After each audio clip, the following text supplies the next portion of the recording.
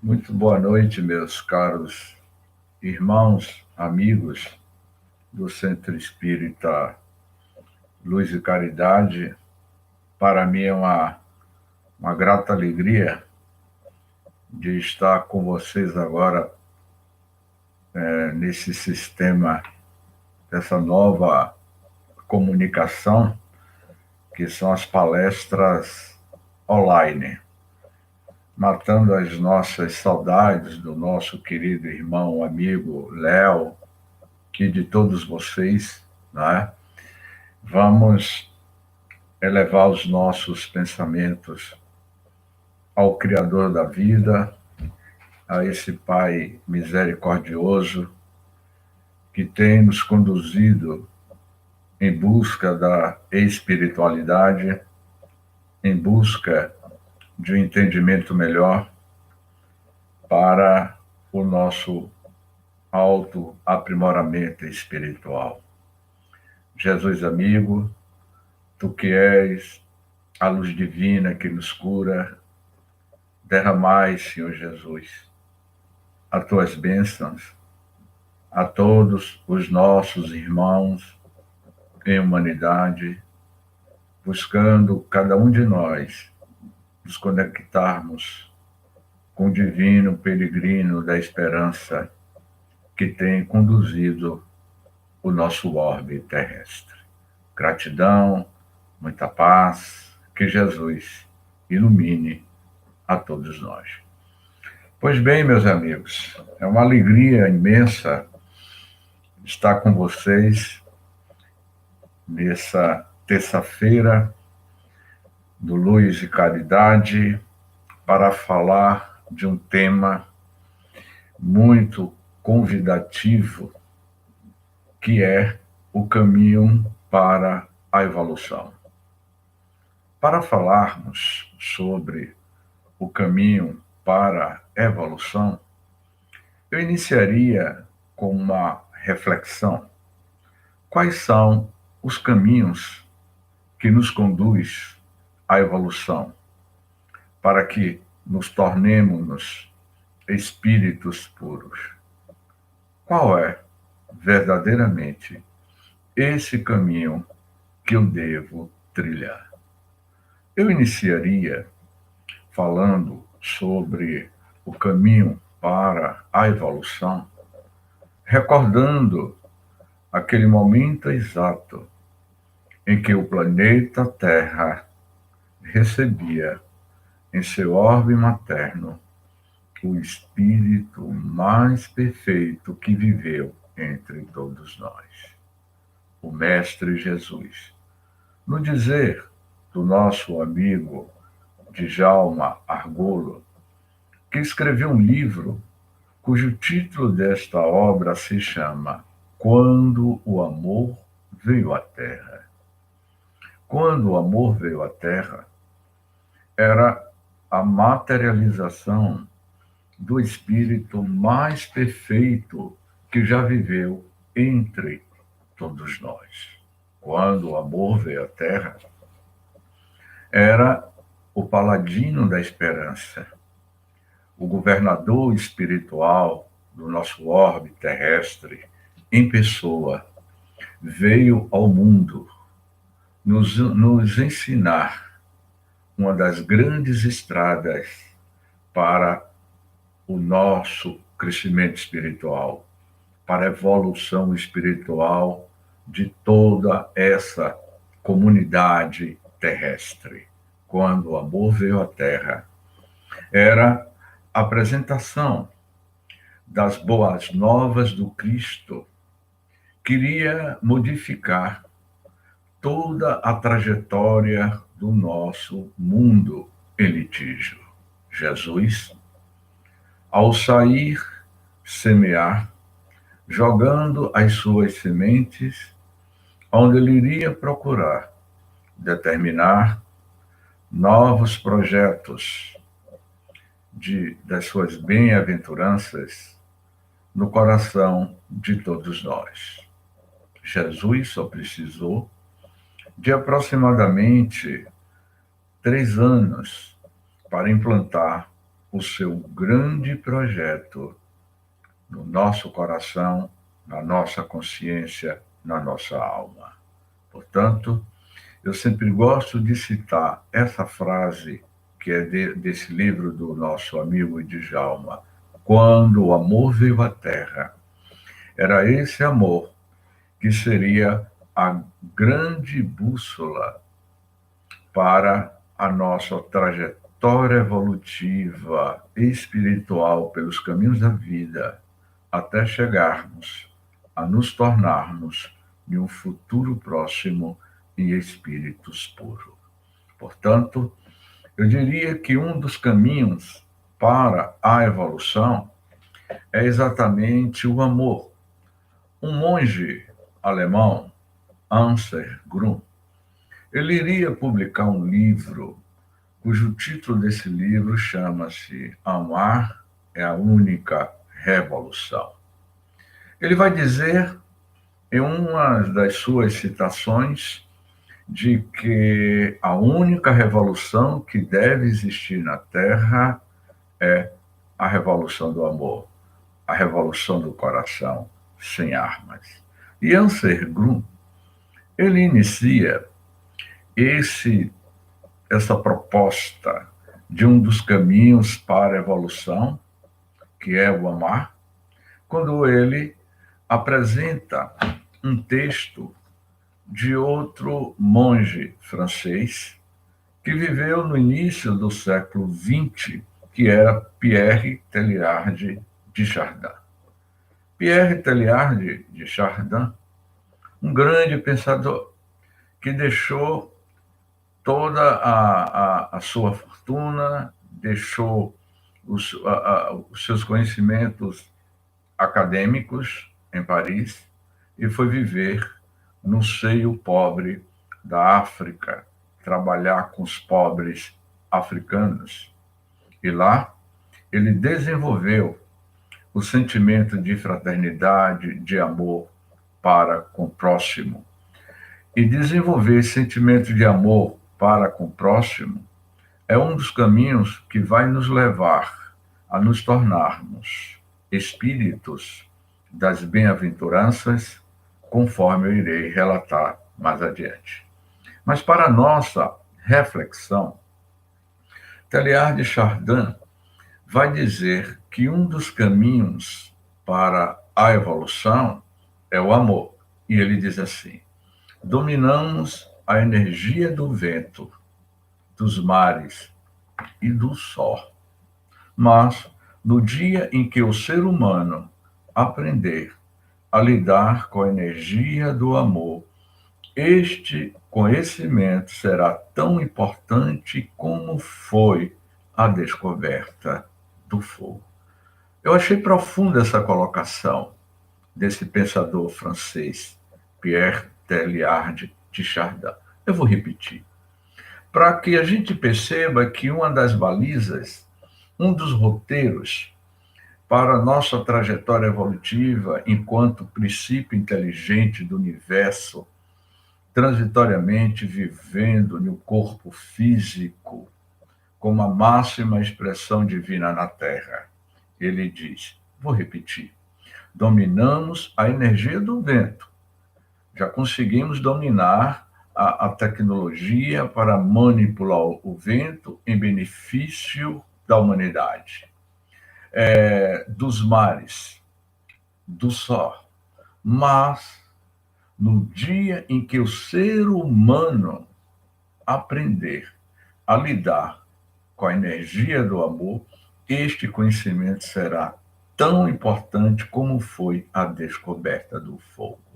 Portanto, essa energia do amor, no momento em que a criatura humana saber lidar, manipular com essa grande ogiva nuclear que é o amor. Amar, irá ocorrer uma grande revolução no mundo íntimo de cada um de nós. Essa grande revolução que Anselm Grün fala é uma revolução que se inicia dentro de nós. É essa transmutação, é essa revolução, é as nossas quebras de paradigmas internos dentro de nós. Os grandes cataclismos devem se iniciar dentro de nós. As grandes moradas da casa do Pai está dentro de nós, conforme Jesus afirmou: há muitas moradas na casa de meu Pai. E quando Jesus se referia que havia muitas moradas na casa de meu Pai, Jesus se referia dos mundos habitados, das diversidades de mundos que circundam as galáxias. Por exemplo, vivemos em uma galáxia conhecida como Via Láctea. A Via Láctea tem aproximadamente 100 bilhões de estrelas, a nossa Via Láctea. A galáxia mais próxima da nossa Via Láctea é a galáxia de Andrômeda. E lá em Andrômeda existe aproximadamente 1 trilhão de estrelas, com uma infinidade de vidas pulsantes. Então, quando Jesus fez essa afirmação, há mais de 2000 anos, há muitas moradas na casa de meu Pai. Ele se referia dos mundos habitados. Mas também Jesus iria se referir às moradas espirituais, os planos espirituais, as colônias espirituais, as diversidades de cidades no mundo espiritual ao redor do nosso planeta Terra. Mas também podemos afirmar, meus queridos irmãos, que Jesus também poderia estar se referindo às nossas moradas internas. Essas moradas internas que existem dentro de nós, essas moradas que precisam ser conquistadas para que a gente tenha um maior entendimento sobre os caminhos que têm nos levado para uma evolução, para nos tornarmos espíritos puros, para que a gente possa sentir a presença de Deus em nós. Falamos muito sobre os mundos de regeneração, que o nosso planeta Terra é um planeta de provas e expiações, e que estamos caminhando para um mundo de regeneração. Eu sempre tenho feito comentários de que o mundo de regeneração não vai ser de uma hora para outra. E aí eu tenho algumas considerações, que isso é uma tese minha, em cima dos nossos estudos. Eu poderia dizer que existe o mundo de regeneração nível 1, o mundo de regeneração nível 2, o mundo de regeneração nível 3, nível 4, e assim sucessivamente. Por que eu estou fazendo essa afirmação? É apenas uma conjectura. Para que a gente inicie o primeiro patamar de um mundo de regeneração, é necessário você iniciar os primeiros passos para o mundo de regeneração dentro de você mesmo. O primeiro passo para a sua escala ascensional, a sua escala evolutiva, é realizar a regeneração em você mesmo. Inicie os primeiros minutos, os primeiros segundos de um mundo de regeneração dentro de você. Porque o planeta Terra, ele está constantemente se transformando, os grandes cataclismos, as hecatombes das pandemias que periodicamente assola a humanidade, tem como proposta fazer com que a criatura humana olhe para si, mergulhe em você mesmo, veja o mundo de regeneração que já se encontra em você. É você que é senhor dos seus próprios destinos. É você que vai tomar as primeiras ações, as primeiras atitudes para esse grande projeto de um mundo de regeneração. O planeta Terra está no seu processo, mas somos nós que temos que iniciar esse mundo de regeneração. E daí em diante, daqui a alguns séculos, é que a gente vai começar a perceber que o psiquismo da Terra está mudando, porque você iniciou os primeiros passos da sua mudança, da sua morada interna, na sua escala evolutiva, conforme os espíritos disseram a Kardec, que o espírito é o princípio, é uma centelha, é eterno. Nós somos o princípio inteligente do universo. E sendo esse princípio inteligente do universo, estamos constantemente, gradativamente, dando os nossos passos de mudanças no seu mundo íntimo, nas moradas que existem dentro de você. Que tipo de mundo de regeneração nós nos encontramos dentro de nós mesmos? Há indivíduos que ainda vivem em um mundo de provas e de expiações. Mas esses mundos de provas e de expiações são os mundos internos dentro de você, criado pelo seu pensamento, conforme Buda já afirmava. O mundo é a projeção mental dos seus próprios moradores. O planeta Terra reflete o psiquismo mental dos seus moradores. Então ele diz assim: somos o que pensamos. Com pensamento construímos o mundo. O mundo nada mais é do que a projeção mental dos seus próprios moradores. Portanto, meus amigos do Deus Luz e Caridade e todos os internautas que nos ouvem, o mundo de regeneração ou de provas e expiações está dentro de você. É um estado de consciência. Eu diria assim: onde é que está o céu e o inferno?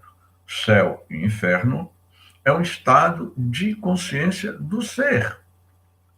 Há pessoas que têm uma condição financeira favorável, mora em uma excelente mansão, em uma excelente residência, tem um excelente emprego, mas vive no seu mundo de provas e expiação, no seu mundo interno. E há indivíduos que vivem em uma periferia, mora numa favela, em uma casa simples, é assalariado, mas já vive no seu mundo de regeneração. Porque é tudo uma questão de consciência. É essa consciência, é esse pensamento que vai fazer com que nós damos os nossos primeiros passos para construirmos as nossas futuras moradas, nessa trajetória incessante do nosso crescimento espiritual. Jesus, em um dos seus momentos célebres, quando ele formulou o maior código de ética da história da humanidade, quando ele falou das bem-aventuranças. Dentre esse código moral das bem-aventuranças, no monte das bem-aventuranças, Jesus iria dizer: bem-aventurados os puros de coração, porque eles verão a Deus. Para que você veja a Deus, você tem que ter o coração puro. E ter o coração puro, nós não poderemos mais viver com esse sentimento de ira, de ódio, de rancor, de mágoa, de violência emocional, esses desesperos psicológicos da sagacidade de querer ludibriar o outro, de praticar homicídio, de carregar rancor. Em um mundo que Jesus nos convida quando ele diz, para que você veja Deus, você tem que ter o coração puro. Que ter o coração puro significa que iremos passar por diversas escalas de evolução espiritual até nos tornarmos espíritos puros, espíritos sublimados, conforme está lá no Livro dos Espíritos, a escala espírita, as diversas categorias de espíritos. Portanto, quando Jesus fez essa afirmação, bem-aventurados os puros de coração, porque eles verão a Deus. Podemos, sim, iniciar essa pureza do coração, modificando a nossa forma de ver o mundo, modificando a você mesmo, olhando a inteireza do teu verdadeiro caráter, a inteireza da tua identidade espiritual. Portanto, quando o Teilhard de Chardin, que é citado por Ansel Grun, nesse livro O Amor como Revolução, ele vai dizer assim, o amor enquanto razão do ser, segundo o Teilhard de Chardin. E ele diz assim, o jesuíta francês e pesquisador de ciências naturais procurou, em sua teologia, associar seu amor pela matéria, a doutrina de Cristo, enquanto a razão de todo ser. A cena descrita, ele vai dizendo, né? A cena descrita no Evangelho de João sobre o sangue e a água escorrendo do coração, transpassado de Jesus, tornou-se, para Teilhard de Chardin, a mensagem central sobre o amor no mundo. Para ele, o amor que parte do coração de Jesus permeia o mundo inteiro, inclusive a matéria. Ele usa, para tanto, a palavra amortização. Todo mundo, toda a matéria está embebida de amor. Portanto, em qualquer lugar do mundo, encontraremos o amor como a mais profunda razão de ser. É muito interessante essa colocação de Teilhard de Chardin. Ele vai dizer que todos nós, o mundo, está mergulhado nessa substância divina chamada amor. O plasma divino é constituído de partículas do amor. O nosso universo, o Big Bang, quando que deu o surgimento, a origem do universo, ele, na sua explosão máxima, no momento em que houve o início do disparo para surgir o nosso universo Big Bang de 13 bilhões de anos, foi um coágulo divino, foi um coágulo de amor que se iniciou esse grande projeto cósmico, evolutivo, universal, mergulhado na poeira cósmica do amor, nas partículas cósmicas do amor. Tudo no universo é envolvido por uma substância divina chamado amor.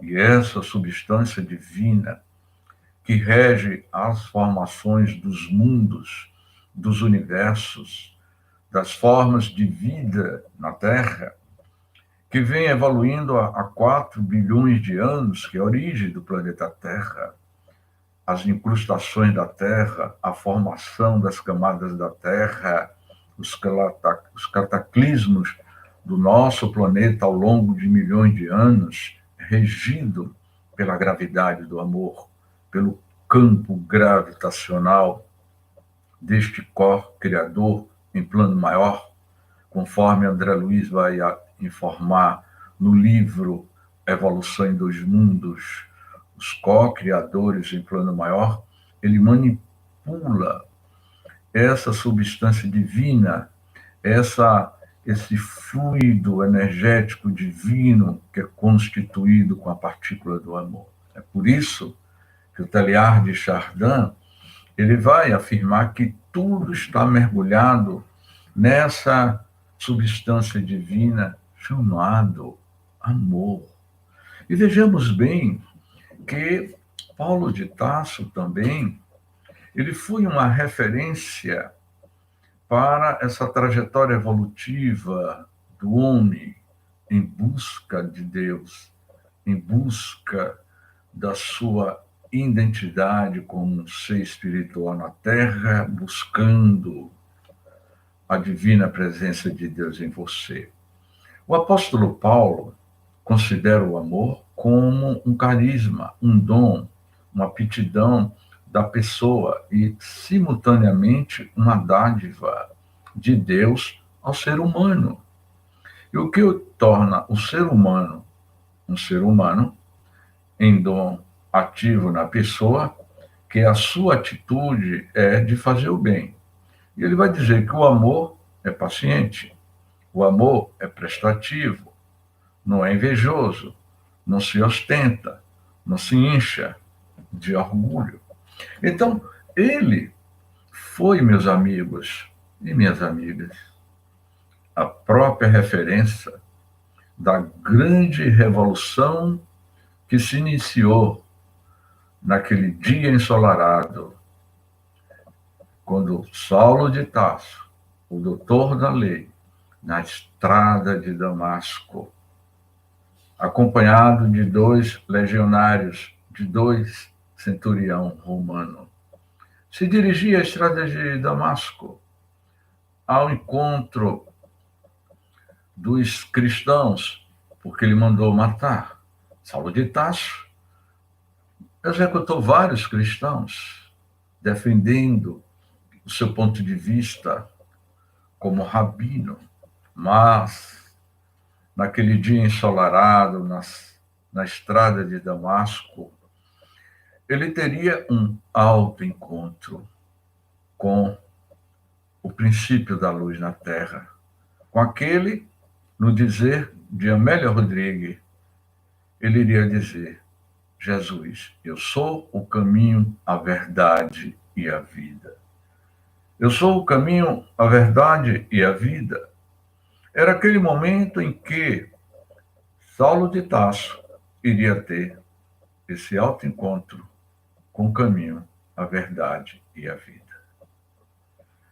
Ele se dá diante de um foco de luz. Esse foco de luz saía uma voz que tocava a consciência espiritual de Saulo e lhe disse: Saulo, Saulo, por que me persegue? Naquele momento ele cai de queda redonda do cavalo, perde a visão por conta da intensidade, da luminosidade, e ele ouve na tua consciência: Saulo, Saulo, por que você me persegue? Naquele exato momento, iria realizar o início de uma grande trajetória para a sua evolução, para a sua escalada ascensional do seu autoconhecimento. Ele iria iniciar as novas descobertas das novas moradas que até então era desconhecido nele mesmo. E Paulo vai dizer: Senhor, Senhor, que queres que eu faça? Naquele momento, ele tem uma consciência de que há uma necessidade dele iniciar essa trajetória evolutiva em busca de Deus, essa trajetória evolutiva para o seu autoconhecimento, descobrindo em você mesmo os países longínquos que existem dentro de nós, as novas moradas que está dentro de nós. Ele iria levar mais 30 anos.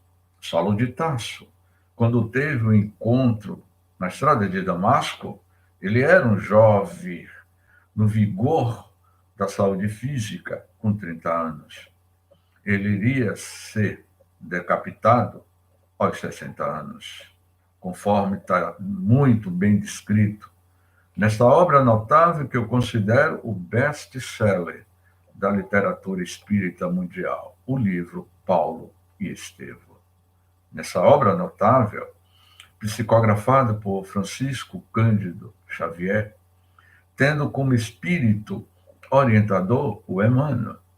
Saulo de Tarso levou 3 décadas, meus irmãos, 30 anos. E durante 30 anos, uma boa parte da sua vida ele ficava preso. E no período que Paulo ficava preso, ele escrevia as suas cartas, as suas epístolas. E durante essa trajetória, à medida que ele caminhava, à medida que ele estudava a mensagem do Cristo, ele percebia que ele precisava mergulhar mais profundamente, não no outro, mas em si.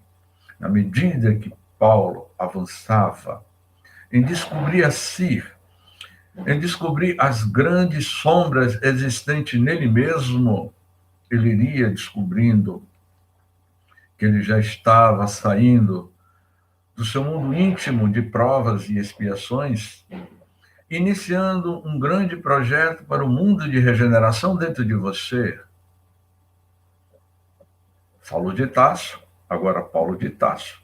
Não mais aquele homem velho, agora um novo homem, buscando uma nova proposta de vida na tua vida e tendo como um roteiro seguro o Evangelho de Jesus, a sua bússola de orientação.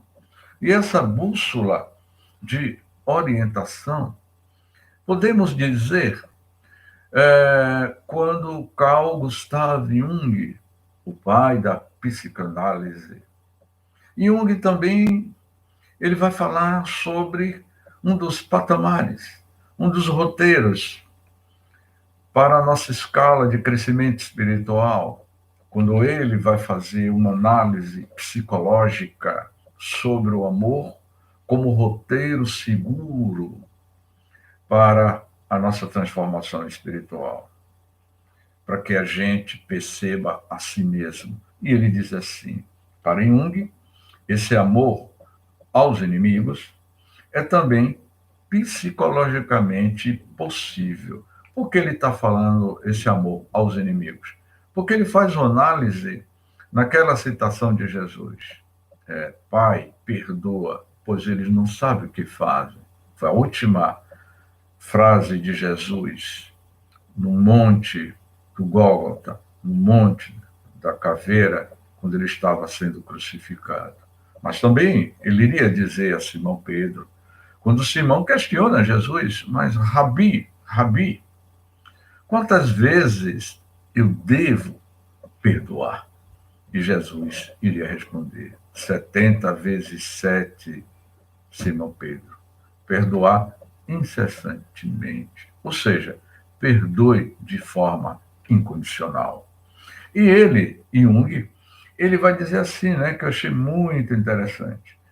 Em primeiro lugar, mas só o bem cedido quando, em primeiro lugar, amamos o inimigo que está dentro de nós mesmos, ou seja, quando deixarmos que o sol de nossa boa vontade brilhe sobre o bem e o mal, e que a chuva de nosso amor caia sobre o justo e o injusto. Precisamos primeiro superar, olha o que ele diz aqui, precisamos primeiro superar a cisão dentro de nosso coração antes de nos tornar capazes de amar o inimigo fora de nós. Eu vou beber até água, para que a gente faça uma reflexão. O que ele está querendo dizer? A primeira pessoa que você deve amar é o inimigo. E que inimigo é esse? É o inimigo que está dentro de você. É as nossas sombras. O ego, o egoísmo humano, que ainda faz parte da chaga moral da humanidade, sim, Mas como é que nós estamos administrando esse lado sombra, que é o nosso inimigo? E ele vai dizer assim, que, que nós precisamos superar essa cisão dentro de nós. Que cisão é essa? O divisionismo do joio e do trigo que está em nós mesmos, quando Jesus afirmou na parábola do joio e do trigo, quando o empregado da fazenda perguntou ao proprietário: Senhor, queres que eu arranque o joio? E qual foi a resposta que o senhor deu? Não, deixai que ambos cresçam juntos. No momento certo, separaremos o joio do trigo, porque até então ambos são semelhantes. Deixai que ambos cresçam juntos. E no momento adequado, vamos separar o joio e o trigo que ainda existe dentro de nós. Então, quando Jung nos convida a essa reflexão, ele vai dizer que a primeira cisão é você dar um checkmate em si mesmo. Saber o que é certo e o errado em você mesmo. Foi o caso de Agostinho de Hipona. Agostinho de Hipona, ele, no ano 368, Agostinho de Hipona toma conhecimento das epístolas de Paulo. Ao conhecer as epístolas paulinas, Agostinho de Hipona iria realizar a grande revolução no seu mundo íntimo. E ele iria dizer que, para que ele pudesse levar a mensagem do Cristo, ele deveria iniciar o seu processo de cisão íntima em conhecer as suas próprias sombras, vivenciando a mensagem do Cristo. E ele diz: o Evangelho de nosso Senhor Jesus Cristo não é para ser estudado, mas vivido e sofrido. Quando eu li esse texto do seu biógrafo, Humberto Holden, que escreve o livro sobre Agostinho, e que Humberto Holden diz assim: o Evangelho não é para ser estudado, mas vivido e sofrido. Eu não entendi quando ele fez essa afirmação. Como sofrer? Por que você sofre quando você vive o Evangelho?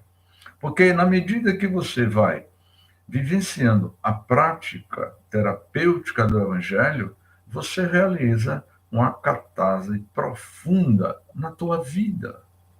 Você muda totalmente o roteiro da tua vida. Eu recordo quando, do aniversário dos 140 anos do Livro dos Espíritos, que já se passou mais de 20 anos, eu fui entrevistado por um âncora de uma TV local em Salvador.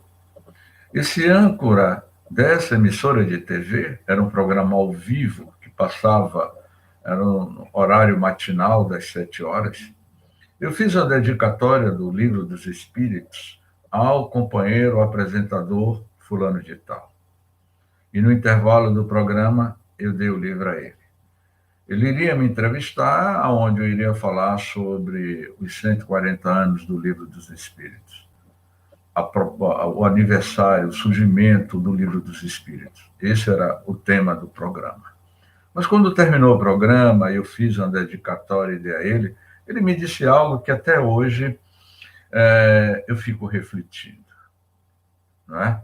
Quando ele disse assim: James, infelizmente eu não posso aceitar esse livro, porque o Livro dos Espíritos, ser espírita, é uma proposta que nos convida a grandes mudanças na vida. E eu não estou preparado para essa mudança que o Espiritismo nos proporciona. Ou seja, ele foi muito sincero em dizer que ainda não estava psicologicamente preparado para mudar, porque ainda ele estava muito voltado para as questões do mundo material, para o primado da matéria, para o mundo de César. Então, quando Agostinho disse isso, que o Evangelho não é para se estudar, mas vivido. Viva o Evangelho. Viva este Evangelho de forma incondicional. Por que você vai sofrer? Porque você vai não mais aceitar certas posturas que você tinha diante de você mesmo e diante da vida, diante do próximo. O mais interessante de tudo isso, nessa linha de caminhadas ascensional, nessa linha de evolução espiritual que todos nós estamos sendo conduzidos por uma lei maior, que é a lei de Deus, ele vai falar, o Anselm Grun, nesse livro, O Amor como Revolução, e a gente vai aqui já nas nossas considerações finais, quando ele diz assim, né? Vejamos em primeiro lugar a física quântica. Hoje em dia, ela abre a nossa visão para o fato de que no fundo da matéria predomina uma espécie de amor, pois as partículas subatômicas revelam, de alguma forma, tomar conhecimento uma da outra. Lá existe, entre elas, uma interligação não causal e não localizável, ao que tudo indica, a um campo universal em que tudo está interligado. É uma última instância, a energia que interliga todas as partes. É o amor. O que eu achei fantástico, que o Anselm Grun vai dizer que a física quântica, não é? A partícula, as partículas, os átomos, eles estão interligados através desse campo gravitacional do amor. Portanto, meus queridos irmãos, essas são as nossas considerações, reflexões sobre o caminho para a evolução, que nos conduz em busca de espiritualidade. Homem, conhece-te a ti mesmo, e conhecendo a ti mesmo, conhecerás o universo, porque você é parte integrante deste universo.